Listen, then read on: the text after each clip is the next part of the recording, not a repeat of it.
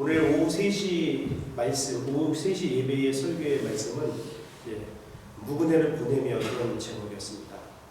여러분, 송구영신이라는 뜻이 무슨 뜻이냐면 무근해를 보내고 새해를 맞이한다. 이게 이런 뜻이 바로 송구영신 예배입니다.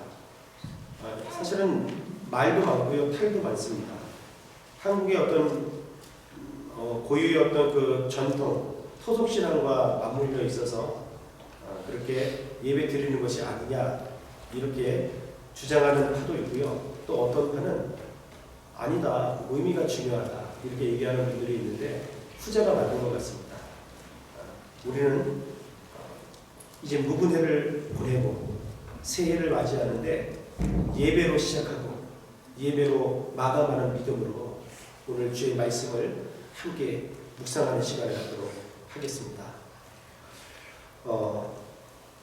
호세아 선지서를 우리가 쭉 읽게 되어지면은 북이스라엘에 대한 예언의 말씀을 선포했는데 특별히 여로보암 2세 때 사실은 북이스라엘 가운데에서 가장 강력한 나라, 즉 다윗 왕조가 다스렸던 나라까지도 확장되었었던 때가 바로 북이스라엘의 여로보암 2세 때거든요. 그때 비로소 사역하기 시작했던 선지자가 호세아 선지자입니다.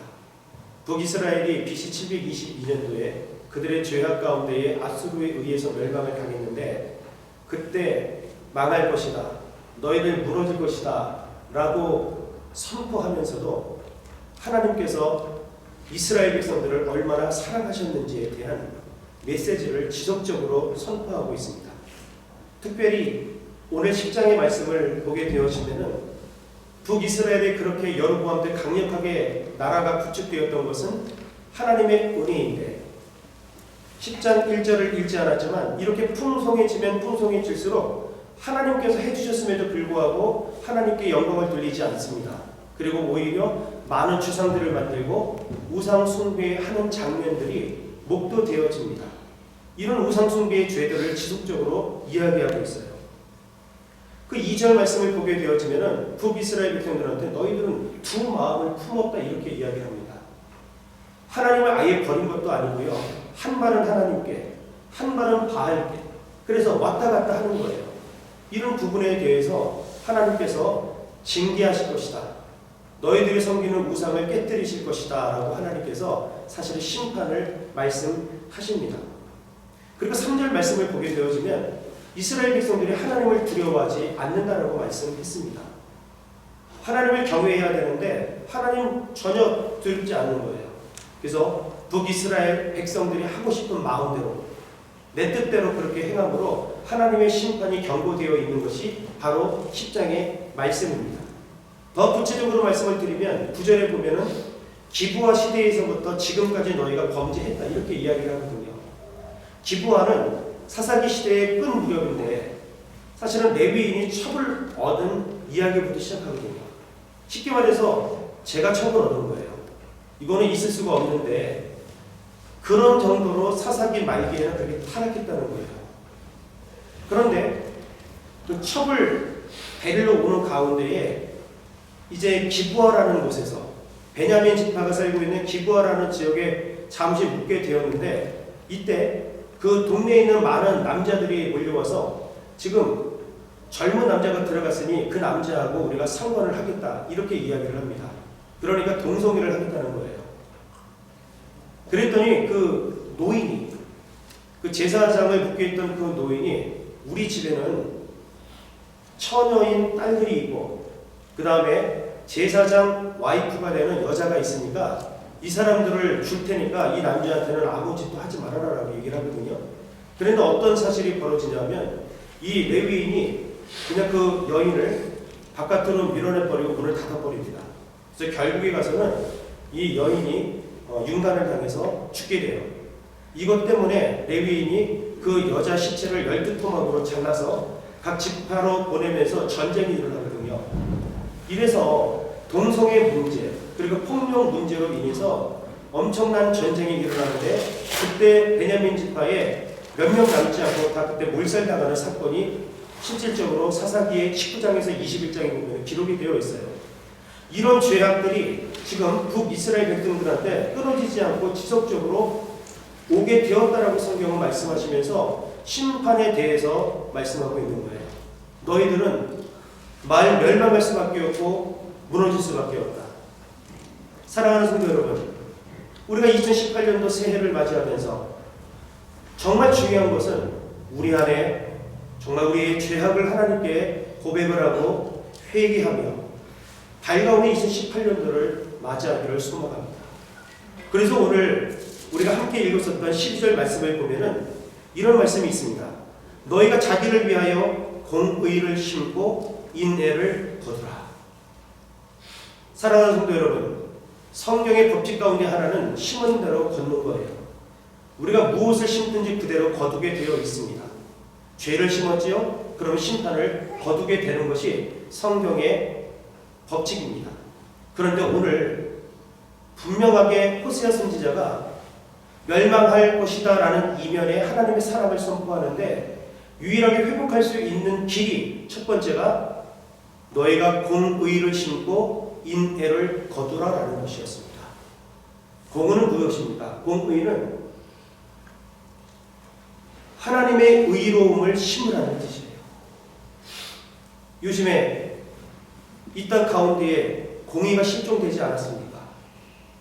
돈이면 다 해결이 되는 이 시대에 살아가고 있습니다. 내가 죄를 졌어도 돈을 쓰면은 감옥에 가지 않는 세상에 우리가 살고 있단 말이죠. 그러나 그렇게 하면 우리는 죽을 수밖에 없다는 거예요. 오늘 주신 말씀이 공의를 심어야 인애를 거둘 수 있음을 분명히 말씀하고 있습니다. 하나님의 정의를 심는 한 해가 되시기를 주의 이름으로 축복합니다. 하나님의 정의를 심으셔야 됩니다. 그래야 하나님의 긍휼을 우리가 거둘 수가 있는 것입니다. 성경 마태복음 13장에도 보면은 4가지 밭에 대한 비유가 나오잖아요.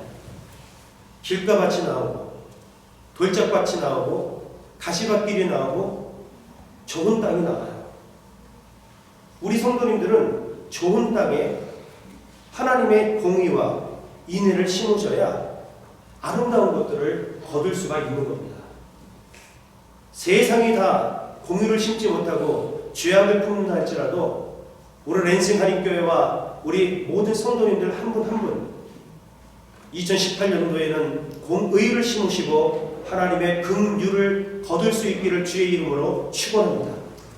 그리고 두 번째 말씀하시는 것이 묵은 땅을 기경하라는 것입니다. 묵은 땅이 무엇입니까?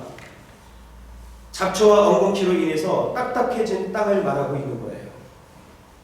이 묵은 땅을 우리는 쟁기로 뒤집어 엎어야 된다라고 성경은 말씀하고 있어요. 이스라엘의 영적인 상태가 영적으로 잡초가 무성하고 엉겅퀴가 무성한 그러한 상태였던 것이에요. 그런데 오늘 하나님께서는 말씀을 통하여서 어떻게 말씀하고 있습니까?